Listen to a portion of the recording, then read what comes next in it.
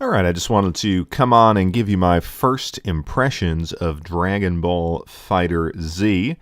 And these are completely independent. I paid for this copy on release day with my own money, and it's not supported by anyone. So hopefully I can give you a little bit of a more objective impression of what is a fairly interesting game. Now, I had said on Twitter that I was a little surprised how expensive the special editions for this game were. I think they range from like 100 to 110 bucks or something like that, and I thought maybe based on that this kind of would be a microtransaction fest, or it would be arranged in some way to push it into the season pass. But it turned out not to be as bad as I thought in that regard.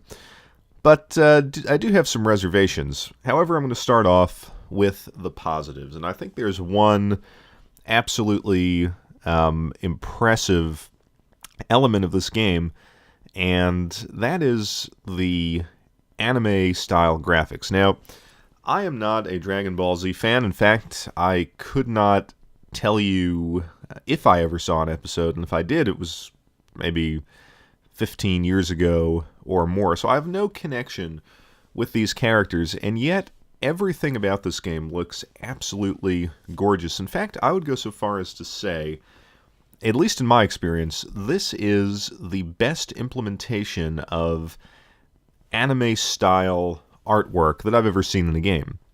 And I say that for a couple of reasons. One, there have been other games that have tried this. I mean, Ni no Kuni comes to mind with the Studio Ghibli look. You have Dragon Quest VIII, which was previously my favorite implementation of that art style. And of course, games like Guilty Gear and the other BlazBlue, or whatever they call it. And I haven't played the latest iterations of those games, but they always strove to give you that anime-style artwork in a fighter, and yet they felt, and I think in the case of Guilty Gear, this is deliberately so, but they always felt a little mechanical, a little, I always thought, clunky compared to, say, something like Street Fighter. Dragon Ball FighterZ has a level of fluidity that is amazing. It's actually like the dream that maybe we had as kids, and that is controlling every aspect of one of these cartoons. So, without knowing or caring about these characters in the slightest, it is just a joy to play. It's a joy to see this level of art design in motion and in action. And I think for that alone, for this showcase of, I think, a lot of love that went into this game, and like I said, being completely foreign to it, it shines through that there's a certain love for these characters and for this art style, and it comes across beautifully. Now, as far as the control system goes, I will agree with what everyone else has said. It's a little on the simple side, basically a lot of Hadouken and Dragon Kick style inputs, and building off of that into various combos. It's, I would say, a little bit more stripped down than something like Guilty Gear and some of the more recent Arc System Works fighters.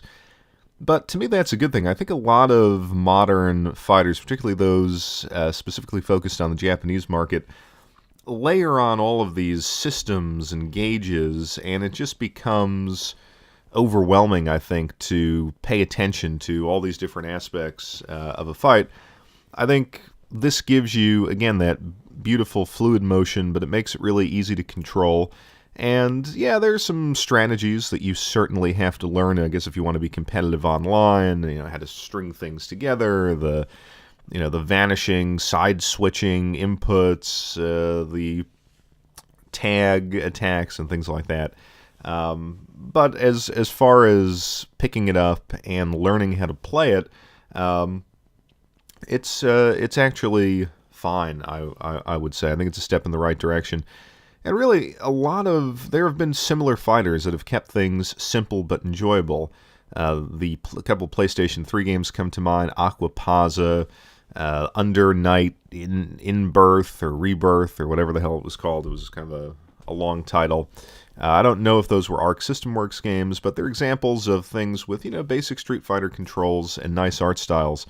that I think were easy to jump into, but had a couple layers of complexity, as opposed to some of the other Arc System Work games, like I said, that just layered it on with all of these systems. So I think it's a success in that regard. And then you combine that accessibility with the great artwork, and you have what I've always wanted a Dragon Ball game to be. And think about all of those sort of 3D arena-style fighters, Budokai on the PlayStation 2, the different PlayStation 3 iterations, and they approximated this art style, and they approximated the feel of a Dragon Ball fight, and arguably they gave you a little bit more space to do it, but this game feels much better to play.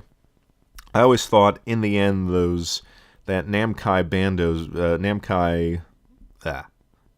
Bandai system, whatever it was that came up in obviously the Dragon Ball Z games, the Another Century R, all of those licensed anime-style fighters, I always thought it was clunky, and it didn't feel natural. This feels natural. It feels exactly perfect as far as capturing the scale of one of these fights and making it really beautiful to control. So I think it's a success in that regard. Now, a couple of problems with the game, and this is going to sound like an odd one, but hear me out on this. I haven't played every recent game that has come out in the past 6 months, but with this one, the end-user license agreement at the beginning was so incredibly long, and you had to scroll through all of it. I mean, I held down on the fight stick to scroll through these two agreements. One was the end-user license agreement, one was like a privacy statement, and just kept scrolling for like 45 seconds to get through all this stuff. Now, obviously, we don't read it, but it was noticeably longer than than the privacy statements and licensing agreements on other recent games. And if you have to do that, to me, that means that there's something in there that is probably not beneficial to the player. And, I think nowadays with loot crates and data mining and stuff like that, it's worth pointing that out. It doesn't obviously affect the gameplay, but it was off-putting, to say the least.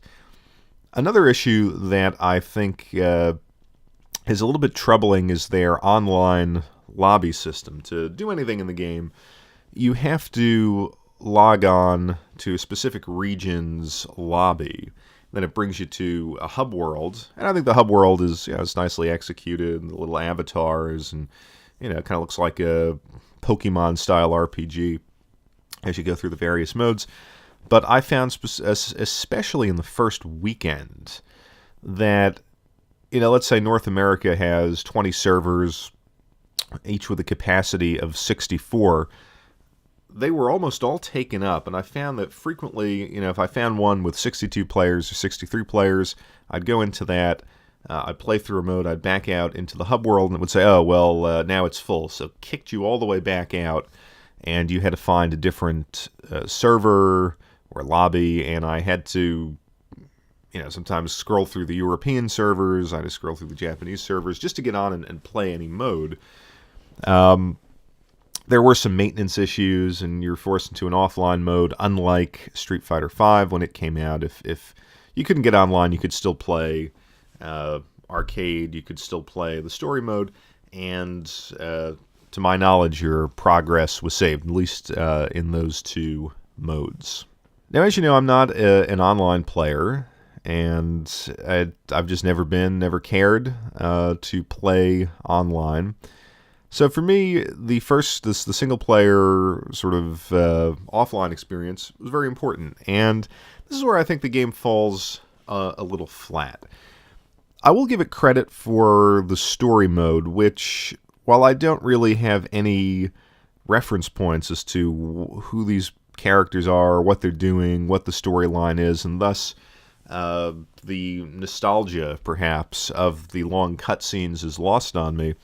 The story mode, nonetheless, is a good tutorial.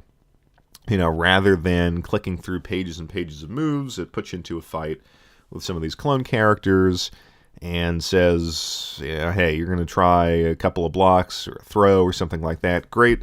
You move on to the next fight. There's some new skills that it's teaching. Kind of presents everything on a board game kind of look, and then you go and you have all these fights, and ultimately on each board, as it were, you're unlocking another character to add to your team. You're also earning different buffs, which are useful because some of the fights, while this is a kind of a very easy mode, you run up against some characters who, hit you 5 times and you're dead, so you need to use a couple of these defensive buffs and things like that. So I'll give it a pass. I found myself more or less clicking through the cutscenes after a while, so I just wanted to get to the game.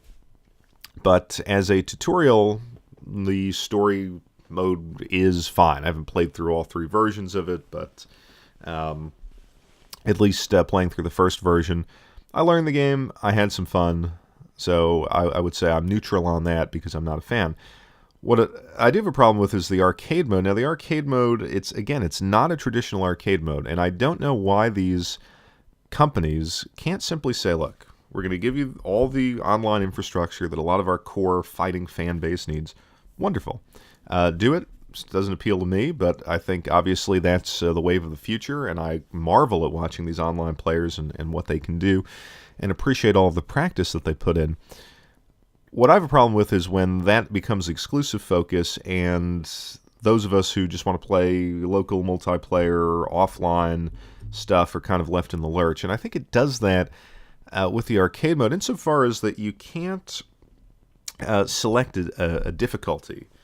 You basically click into the arcade mode and the result of your previous match, as far as how you're graded, the different techniques that you used and so forth, determines the path you'll take through the arcade mode. So if you do well in one fight, you get a harder opponent in the next. And well, I think that's a sort of an interesting mode in and of itself.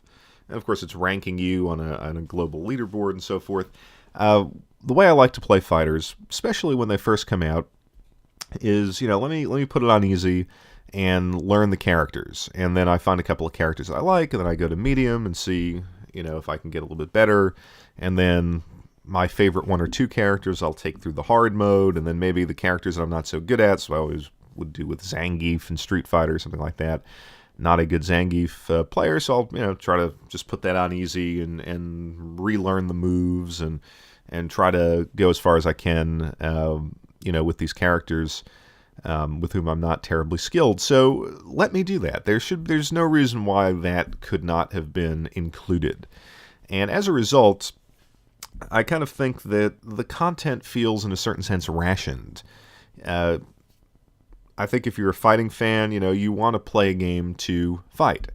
Whether it's like me, you kind of do it casually to relax, or you really want to train, you don't necessarily want all the cutscenes. So, while I appreciate the story mode for what it is, that's not sort of scratching the itch for a true arcade mode.